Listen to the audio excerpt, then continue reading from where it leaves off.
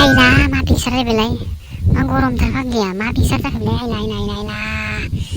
ना सिनेमा हलाव दिन्थिगोनब्रा बर' film नायथारनांगोनलै hit जागोन रखरा फिल्मा आय खोमथा फैनायबा मोजांमोनलै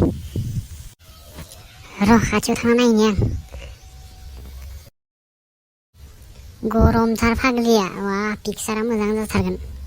अ माय गड खोमथा फैनायमोनबा फ्रियाव नायनो हागौमोन टिकेटखौ इस फायथारलै खोमथा नायथारनांगोन जोंनिया एबार हलाव आसोल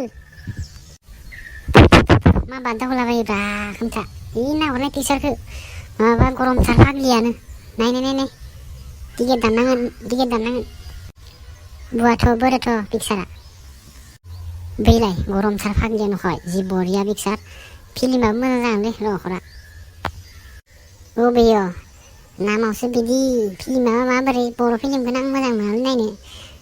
नों नायगोन जेथिया नायनांसिगोन आरो खानायदों जोंनिया टिकेटखौ नों दानदो राखें एबार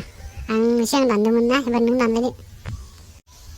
अ नोंगौ र' खोमथा आंहा मिथिखायो नोङो थाइसेबो गैया होननानै आं बिफानिसो खामालाबो एबार आं हले खावालै खोमथा नोंनो दाननांगोन हेल्प खालामदो खोमथा नायथारनांगोन जि बरिया फिल्म जाथारगोन बियो